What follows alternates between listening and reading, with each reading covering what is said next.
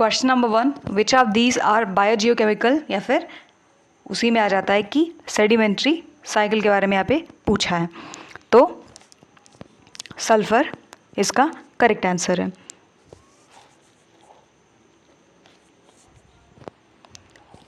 Next question is,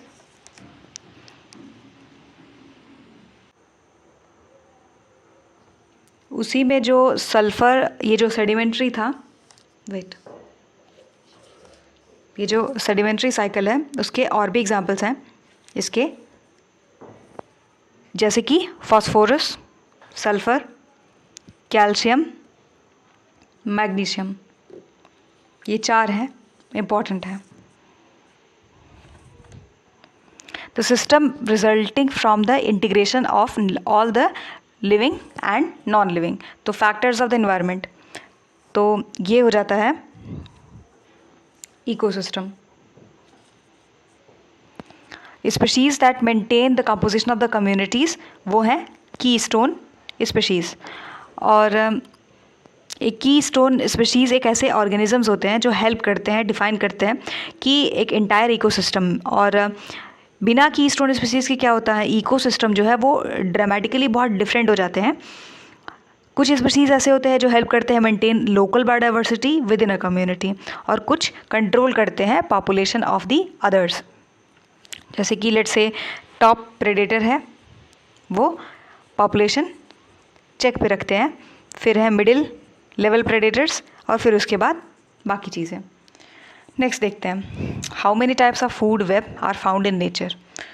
सो अगर हम ध्यान से देखें तो टोटल 3 तरह के मिलते हैं। तो जैसे कि कनेक्टेडनेस फूड वेब, जिसको बोल सकते हैं पहला टोपोलॉजिकल फूड वेब, तो ऐसे फूड वेब जो एम्फसाइज करते हैं feeding relationship among the organism. दूसरा आ जाता है एनर्जी फ्लो फूड वेब, सबको पता है कि यहाँ पे कनेक्शन जो है वो पॉपुलेशन के बीच में है, quantified by flux of energy, तो वही रिसोर्स और कंज्यूमर वाली बात है। तीसरा आ जाता है फंक्शनल फूड वेब या फिर इंटरैक्शन फूड वेब। वो क्या है, ये डिपेंड करता है कि कैसे डिफरेंट पॉपुलेशंस जो है इन्फ्लुएंस करते हैं growth rate of the other populations, और ये विद इन द कम्युनिटी ही होता है। नेक्स्ट आ जाता है which of the following has upright pyramid, तो क्या वो बायोमास है, क्या वो नंबर है, क्या वो एनर्जी है, क्या वो सबके सब है। तो इसमें कुछ भी ऐसा नहीं है, एनसीईआरटी क्लास 12th से आप पढ़ते आ रहे हो कि एनर्जी अपराइट ही होता है। Which of the following is never inverted pyramid, तो यहाँ पे आ जाएगा energy. Next, in a food web hyena and vultures both are, क्या है ये, तो ये हैं scavengers. Diversity of habitat over total landscape क्या होता है, तो वो होता है गामा डाइवर्सिटी। अल्फ़ा बीटा देख लेते हैं क्या है, तो देखो जो अल्फ़ा है वो क्या है, species diversity present within each forest या फिर grassland patch of the slope, और जो बीटा है वो क्या है, species diversity between any 2 patches and their communities. तो सबसे पहले ये है कि टर्म किसने दिया था, तो ये दिए थे R.H. विटाकर। ये वही है जो 5 किंगडम क्लासिफिकेशन वाले हैं, वही हैं। नेक्स्ट क्वेश्चन देख लेते हैं, which of the following is wrong, cooperation, loose association but both benefit, mutualism both benefit, amensalism one is harmed other unaffected, -0, commensalism both harmed। Wrong पूछा है commensalism, क्यों, क्योंकि इसमें होता है कि 1 + 1 0 मीन्स एक तो उसको बेनिफिट मिलता है लेकिन दूसरा अनअफेक्टेड होता है। अच्छा, इसको कैसे ट्रिक से याद कर सकते हैं, ये जो अमेंसलिज्म है और जो commensalism, क्योंकि ये बहुत इंपॉर्टेंट है और PYQ में कई बार ऐसे मैच द फॉलोइंग के तरीके से आता है। याद कैसे रखेंगे, तो अगर किसी ने कंप्यूटर साइंस पढ़ा हो तो उसको पता होगा, और नहीं भी पता है, सुना होगा कभी ना कभी, सी जैसे वो होता है ना कि जैसे पाइथन वगैरह एक पर्टिकुलर लैंग्वेज है, जैसे HTML है, CSS है, जावास्क्रिप्ट है, ऐसी चीज़ें, तो उसी में ये जैसे जब पढ़ते हैं जो कोडिंग वगैरह उनको पता होगा। तो यहाँ पे सिर्फ हमें इससे मतलब है कि C++ करके एक प्रोग्रामिंग लैंग्वेज होता है। ठीक, ये चीज़ें हमें कैसे मदद करेंगी? C++ होता है तो हमें ये सिर्फ इसको कट कर देना है, इसके जगह पे ये, तो C+ से याद रहेगा कि एक प्लस है एक ज़ीरो, मीन्स एक को बेनिफिट है एक अनअफेक्टेड है। तो जहाँ कहीं कॉमेंसलिज्म दिखे वहाँ तुरंत प्लस और ज़ीरो ऐसे याद कर सकते हैं। और ये जो कॉमेंसलिज्म है, तो जब क्योंकि ये C+ है तो जहाँ कहीं ये ए दिखेगा वो नेचुरली निगेटिव हो ही जाएगा, और दोनों में 0 0 लगेगा, मतलब कि दोनों ही में एक ऐसा रहेगा जो पॉजिटिव है, एक जो है अनअफेक्टेड है। तो मीन्स एक को बेनिफिट यहाँ पे मिलेगा और एक यहाँ पे एक को बेनिफिट मिलेगा, एक अनअफेक्टेड है, और यहाँ पे एक को लॉस मिलेगा, एक अनअफेक्टेड है। तो आज के बाद से भूलना मत कि कॉमेंसलिज्म में C+ एक पर्टिकुलर लैंग्वेज है, ऐसे करके याद कर सकते हो। हमें क्वेश्चन सॉल्व करने से मतलब है, that's it. Partially isolated population are called as, यहाँ पे क्या आ जाएगा? क्या क्लोन है, क्या डीम है, क्या हाइब्रिड है, क्या नीश? नीश होता है किसी भी एक पर्टिकुलर ऑर्गेनिज्म में जो उनका एक पर्टिकुलर रहने का एरिया होता है, वही है। यहाँ पे ये नहीं होगा, यहाँ पे ये होगा डीम। तो डीम एक स्मॉलर ग्रुप है with in the population that can freely interbreed. तो एक छोटा सा ग्रुप होता है, फ्रीली ये इंटरब्रीड कर सकते हैं। और population usually made of several demes that are partially isolated from each other. और एक जोग्राफिकल बैरियर जो है वो लिमिट करता है, जैसे कि कोई जोग्राफिकल बैरियर है तो वो लिमिट करता है जीन फ्लो को, और between the demes but not sufficiently to result in the speciations. फिर आ जाता है कि इनफ जीन फ्लो तभी आता है between the deems, ensuring that सभी मेंबर्स जो है वो सेम स्पीशीज़ के रहे। एग्जाम्पल उसको जैसे Adivasis are a smaller group within the population of human beings. तो अगर किसी एग्जाम में लिखा हो कि आदिवासीज जो है वो एक पर्टिकुलर ग्रुप कम्युनिटी बना के रहते हैं, वो मतलब किसके एग्जाम्पल में आएगा? तो वो डीम का एग्जाम्पल है, भूलना मत।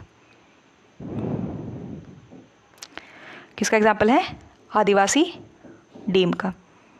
और आदिवासी डी आता है ना, डी से डीम करके याद कर सकते हो। Relationship between producers and consumers of different orders, वो क्या होता है? फूड चेन है या फूड वेब है? तो ये हो जाता है फूड चेन।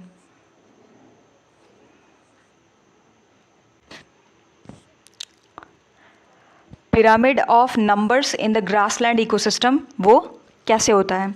वो है अपराइट, मीन्स कि जैसे ये है प्रोड्यूसर और उसके बाद ये है हर्बियोर, मीन्स की प्राइमरी कंज्यूमर, फिर कार्नियोर, तो ये है सेकेंडरी कंज्यूमर, फिर ये टर्शियरी। कैसे याद कर सकते हैं? PCSCTC 3-4 बार लिखोगे याद हो जाएगा। नेक्स्ट क्वेश्चन देख लेते हैं। Efficiency of an ecosystem is best depicted bye pyramid. वो होता है एनर्जी से।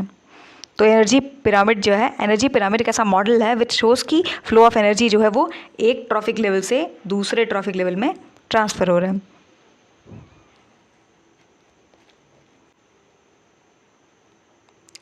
Taxa likely to join endangered category in future, वो हो जाता है वो जो वल्नरेबल हैं वो बाद में जाके ऐसे इंडेंजर्ड कैटेगरी में जा सकते हैं। One of the global hottest hotspot of the biodiversity in India, वो क्या है?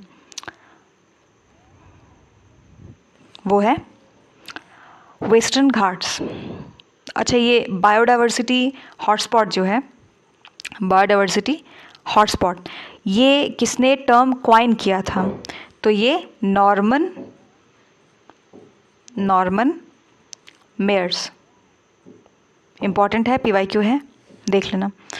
टोटल बायोडाइवर्सिटी हॉटस्पॉट सबको पता है कि एक बायोजोग्राफिकल रीजन है, ठीक, और जहाँ पे सिग्निफिकेंट लेवल ऑफ जो बायोडाइवर्सिटी है वो थ्रेटेंड है by human habitation.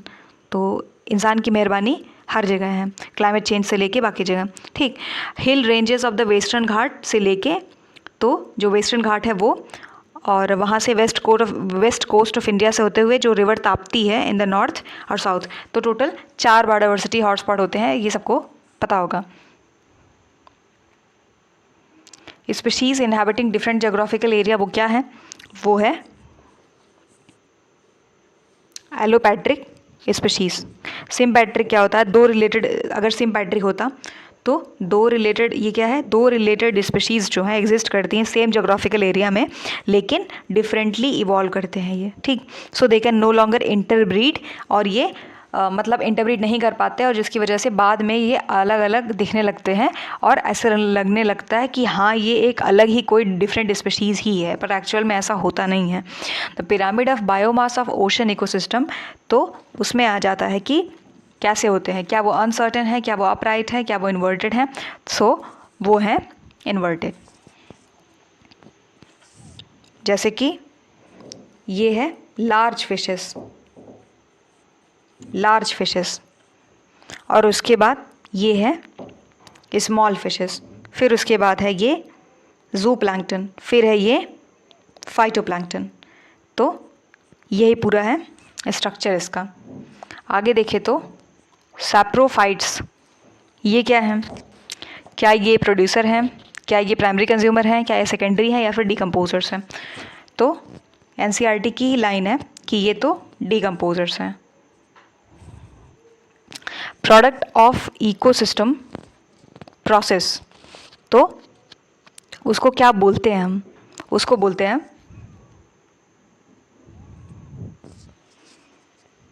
Ecosystem services. और मेजर इकोसिस्टम सर्विसेज क्या क्या हैं? जैसे कि पहला आ जाता है एयर एंड वाटर प्योरिफिकेशन, दूसरा है रेनफॉल, तीसरा है क्रॉप पॉलिनेशन, चौथा है assimilation of surplus carbon. Next देखते हैं। Under stress many zooplanktons in lake and ponds are known to enter in stage, जिसको बोलते हैं सस्पेंडेड डेवलपमेंट। तो उसको क्या बोलेंगे? उसको बोल सकते हैं कि डायपॉज है। अच्छा, ये हाइबरनेशन क्या है? इसका मतलब है कि in a state of animal activity among animals winter, hibernation winter में होता है।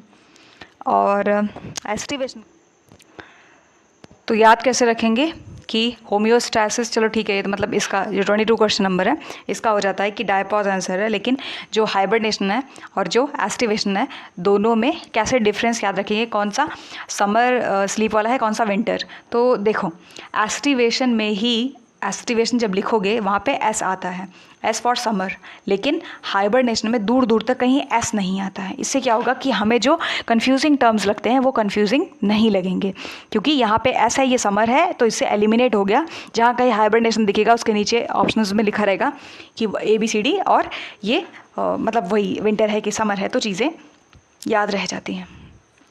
Which is not an attribute of population.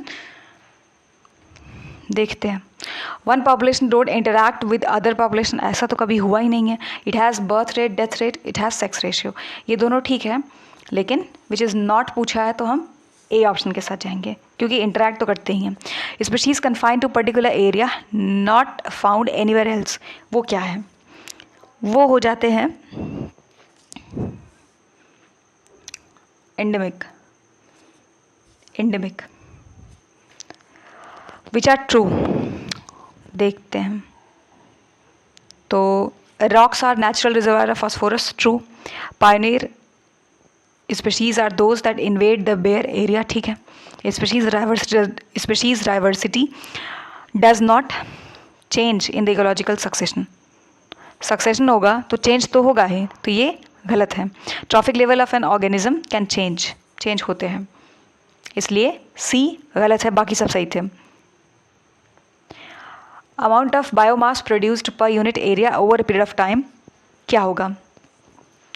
वो होता है प्राइमरी प्रोडक्शन।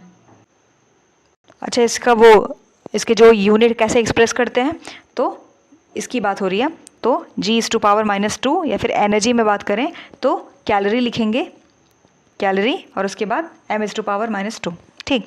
और इसी में आ जाता है एक इम्पॉर्टेंट कॉन्सेप्ट, वो है NPP। NPP क्या है? Net primary productivity. तो NPP equals to GPP means gross primary productivity minus R respiration. ये जो फार्मूला है बहुत इंपॉर्टेंट है और अलग अलग एग्जाम्स में फार्मूला डायरेक्टली पूछा गया था। सेकेंडरी प्रोडक्टिविटी क्या है? तो वो rate of formation of new organic matter है कंज्यूमर की हेल्प से। इंडियन बिसॉन या फिर गॉड जिसको बोलते हैं is found in the natural habitat. कौन सी जगह पे? वो मिलते हैं कहाँ पे? म्यांमार में। इनका म्यांमार में नाम क्या है? प्यांग नाम है। ऐसे क्वेश्चंस क्यों इंक्लूड किए गए हैं? क्योंकि राजस्थान में ये क्वेश्चन पूछा गया था। जितने भी क्वेश्चंस लिए हैं ये सब के सब RPSC के क्वेश्चंस हैं और यूके के, ये मतलब कि ऐसे एग्ज़ाम्स के क्वेश्चंस हैं। मींस मोस्टली TGT PGT ये सारे जो एग्ज़ाम्स हैं GIC के भी हैं, तो सब PYQs ही हैं। क्वेश्चन नंबर 28 देखते हैं। इन फूड चेन 10% रूल किसने दिया था? तो 10% रूल दिया था लिंडमैन ने। मोस्ट इंपॉर्टेंट मोस्ट रिपीटेड में से है। और 10% रूल पता होगा ना कि कैसे एक ऑर्गेनिज्म दूसरे ऑर्गेनिज्म को खाता है तो वहाँ से इनका जो लेवल है वो डाउन जाने लगता है, ट्रांसफ़र ऑफ एनर्जी वाला। A plankton feeding on a phytoplankton, उसको क्या बोलेंगे? उसको बोलेंगे कि वो क्या है? प्राइमरी कंज्यूमर है, सेकेंडरी कंज्यूमर है। तो a plankton feeding on phytoplankton दोनों है, प्राइमरी भी और सेकेंडरी भी। अच्छा, ऐसा क्यों है? जू प्लैंक्टन प्रेजेंट होता है सेकेंड ट्रॉफिक लेवल पे, 1 2 3 4 ऐसे कर लो, सेकेंड पे जू प्लैंक्टन होता है। और ये इसलिए प्राइमरी कंज्यूमर्स हो गए, ये फाइटोप्लैंक्टन्स को खाते हैं, ठीक। और ये फाइटोप्लैंक्टन्स को खाएंगे तो होगा क्या कि सेकेंडरी प्रोडक्शन जो है जू प्लैंक्टन में ग्रोथ है, तो रेट ऑफ बायोमास इंक्रीज होता है पर यूनिट टाइम। फिर ये रिफ्लेक्ट करता है कैसे नेट बैलेंस है अलग अलग तरीके से। 30 question number, which has the highest annual NPP net primary productivity? याद होगा किसका सबसे ज़्यादा है? तो ये है टेम्परेट, वेट, किसका सबसे ज़्यादा है? तो ये है ट्रॉपिकल रेन फॉरेस्ट का। अच्छा, ट्रॉपिकल रेन फॉरेस्ट जो उसके पास हाईएस्ट है, तो energy which is set to be stored जो प्रोड्यूसर लेवल पे रहता है, जैसे 1 2 3 4 लिख सकते हैं, या फिर वो वाला PC SC और TC means primary producer, primary consumer, secondary consumer, tertiary consumer. तो वहाँ पे ये है कि energy which is set to stored at the producer level, सबसे बॉटम लेवल पे, उसको बोलते हैं primary productivity. In terms of per unit area per year, highest value जो NPP का है forest ecosystem is highest in the tropical rain forest. NPP जो है वो rate of storage of organic matter है which is utilized for the except which is utilize for the respiration by plant. मतलब कि define कर दिया है जो हमने पहले देखा था, एक बार फिर से रिकॉल कर लो कि नेट प्राइमरी प्रोडक्टिविटी जो है वो क्या है? वो है GPP minus R, means gross primary productivity minus respiration. Total 30 question हमने देखे। टोटल हमें 300 MCQs करने हैं जो सबके सब PYQs हैं। तो हम इसको सीरीज़ वाइज कर लेते हैं 1 2 3 4 पार्ट करके। उससे क्या होगा कि थकान नहीं होगी और हमारा काम भी पूरा हो जाएगा। So I hope you find this video helpful. Thanks for watching.